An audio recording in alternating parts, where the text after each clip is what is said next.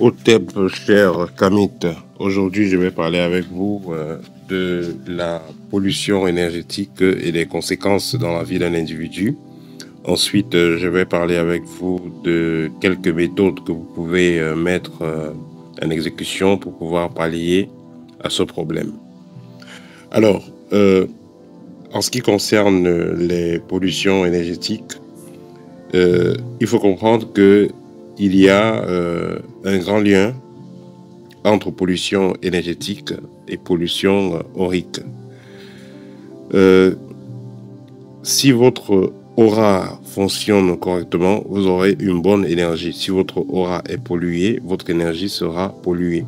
Si votre énergie est polluée, automatiquement, elle ne va pas attirer des événements positifs dans votre vie et vous ne pouvez pas rayonner dans ces conditions-là. Alors, quelles sont les conséquences que vous êtes pollué énergétiquement?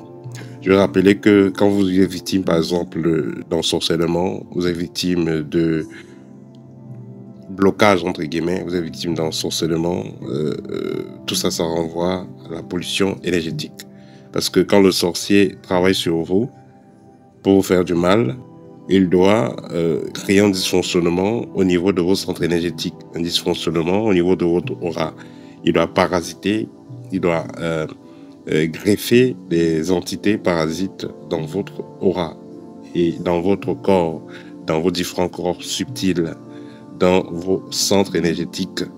Ce qui fait que tout le système va se mettre à dysfonctionner et il y aura généralement une perte d'énergie, une baisse de fréquence, donc la souffrance. Alors, une personne qui est polluée énergétiquement peut avoir des cas de perte de poids, ou le poids qui augmente bizarrement de temps en temps, ou qui se baisse, qui se réduit très rapidement. Il y a les cas de maladies qui viennent constamment, ou même qui ont du mal à être guéris. Il y a ces maladies, par exemple, comme l'asthme, l'épilepsie et d'autres formes de maladies qui peuvent être liées à des pratiques magiques, à des pollutions énergétiques, parce que cette personne-là est habitée par des entités nocives. Vous avez le cas des parasites qui peuvent entraîner les pertes de mémoire, c'est-à-dire que l'individu n'arrive plus à se rappeler des événements de sa vie. La personne peut commencer à avoir Alzheimer et d'autres problèmes liés au mental. Alors, une personne qui est polluée énergétiquement, non seulement pendant une période de sa vie qu'elle a eu des attaques, cette personne-là va avoir des blocages et des difficultés, mais cela va entraîner encore d'autres attaques qui vont maintenir le rythme. Et même si la personne va aller se faire purifier ou aller se faire nettoyer quelque part, les attaques peuvent se calmer, mais continuer. Parce que, comme je l'ai dit souvent, il ne suffit pas tout simplement de se purifier et d'enlever ce que l'ennemi ou alors le sorcier a fait sur votre corps, mais il faudra être capable de prévenir cela, être capable de faire en sorte que ça ne puisse plus revenir. Comme quelqu'un le dit souvent, on pollue celui qui est polluable, on attaque celui qui est fragile. Alors, donc, si vous avez été attaqué, vous avez été victime, c'est pas la fin du monde. Notez qu'il faut encore travailler. Alors, il y a les cas de sécheresse financière qui vont en découler et les cas de poisse, les cas de difficultés au niveau sentimental. Ça, c'est lié à des blocages qui sont... ça renvoie à des blocages, justement, qui sont créés par des pollutions énergétiques. Alors, quelle est donc l'origine de ces pollutions-là? Il y a d'abord l'environnement. Votre environnement peut être source de pollution si c'est un endroit qui est envoûté ou c'est un endroit qui a subi des événements traumatisants, comme des décès, des suicides, des assassinats et autres. Il y a également les cas de sorcellerie. Vous avez été tellement victime de couches de nuit, de repas de nuit. Tout ça, ça peut déprogrammer votre système énergétique et même vous polluer. Parce que bien entendu, quand vous mangez dans la nuit, vous buvez dans la nuit, vous avez des rapports dans la nuit, celui qui le fait dépose quelque chose en vous cela va donc créer un dysfonctionnement énergétique dans vos chakras, dans vos corps subtils également. Vous avez les cas physiques carrément, ou par exemple, hormis l'environnement, bien entendu, ou par exemple, vous pouvez recevoir un cadeau d'une personne, un cadeau qui est programmé négativement. Vous pouvez faire des rituels. On vous a dit que c'est un rituel de chance, un rituel de famille et tout. C'est un rituel de tradition. Vous allez faire le rituel, vous ouvrez des portails à des entités qui viennent vous polluer, qui viennent vous emmerder. Il y a des gris-gris. Et la demande de certains rituels, si vous demandez des rituels à des personnes qui ne sont pas correctes, on peut vous envoyer des parasites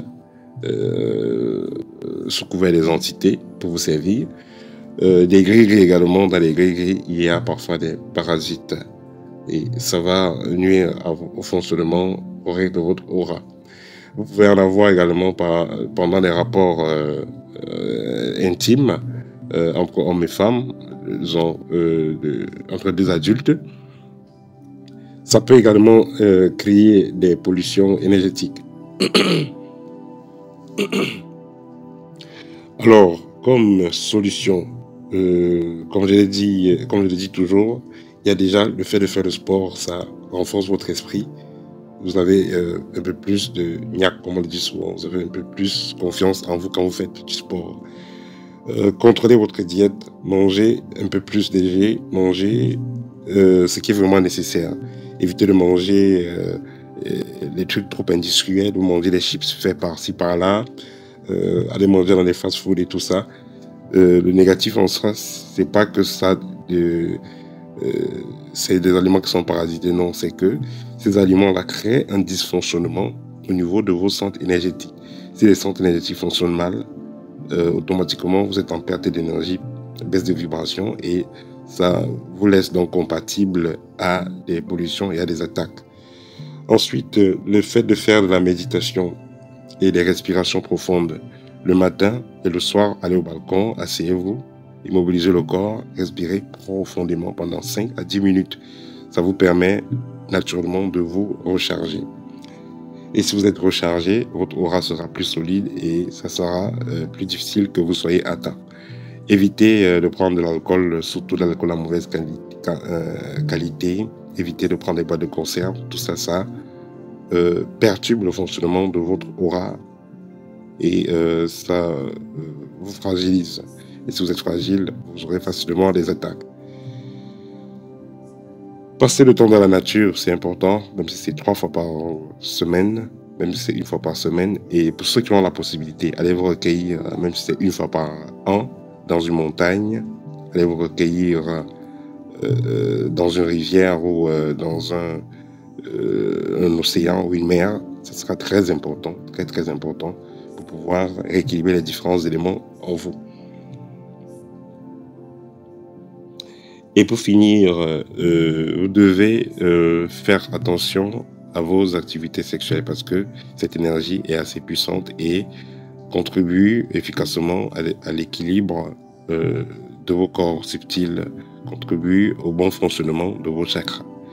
Si vous contrôlez cette énergie, vos chakras vont fonctionner mieux, vos corps subtils vont mieux fonctionner et ça fera en sorte que vous puissiez attirer plus de positivité. Il faut comprendre que quand l'aura fonctionne mal, vous ne pouvez pas avoir ce que vous voulez. Mais quand votre aura fonctionne bien, vos centres énergétiques sont bien alignés, vous allez facilement attirer ce que vous voulez dans la vie. Parce que vous êtes en harmonie avec vous-même. Et quand vous êtes en harmonie avec vous-même, l'harmonie avec le monde extérieur et spirituel sera plus facile. Voilà, c'était le petit partage que je voulais faire avec vous aujourd'hui au TEP et à très bientôt.